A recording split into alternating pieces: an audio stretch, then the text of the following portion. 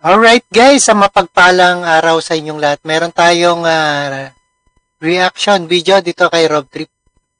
Alright, pasok sa QC, suspendido na rin sa January 13 para sa Rally for Peace House Official. Nakabang sa resulta. Alright? Intro tayo guys.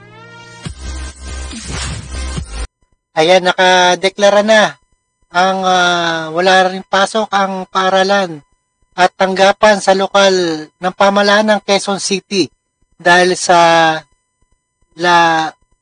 nasagawang National Rally for sinasagawang National Rally for Peace ang isang religious official sa January 13. Alright? Nakabang naman ang mga kongresista at kahinatnan ng nasabing pagkilos. Alright, kinakabahan yata sila, no? Alright, panoorin pa natin yan.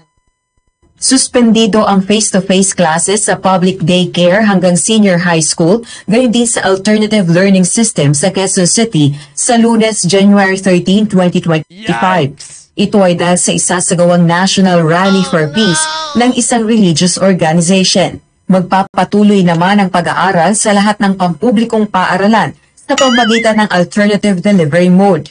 Wala rin pasok sa mga opisina ng lokal na pamahalaan ng lungsod Quezon, liban sa health services. Kaya wala rin pasok, no? Sa mga public na opisina, no? Sa private lang.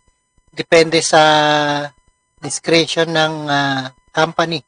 Disaster preparedness at response, law and order at iba pang essential services. Nasa diskresyon naman ng private schools at private companies kung magsususpindi ang mga ito ng kanilang pasok. Ayan, nasa discretion nga. So, bukod sa ayan, unfair, no? Pare-pareho tayong pumapasok na dineklara rin ng kanyang na walang pasok sa mga klase at government offices sa mga lungsod ng Pasay at Manila.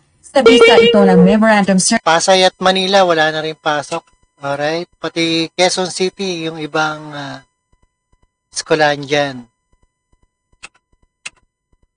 Lalo na at nakasabay din ito sa resumption ng sesyon ng Kongreso.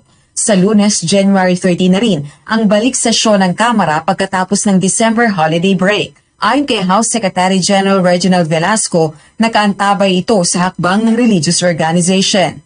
So, ako naman, wait and see. We'll see kung ano yung lalabas dito sa rally na to, whether it's political or non-political. So, we'll have... Kaya nakabang na rin kung anong hinatnan daw. Alright? To wait until dito sa National Rally for Peace. Kung ano talaga yung mangyayari. Wala tayong karapatan to make any judgment at this time, And excited na sila, no? Excited na sila sa rally ng INC at ng buong talaga noon until we see the Pilipinas. actual event. Dagdag pa nito, nirerespeto ng House members ang karapatan ng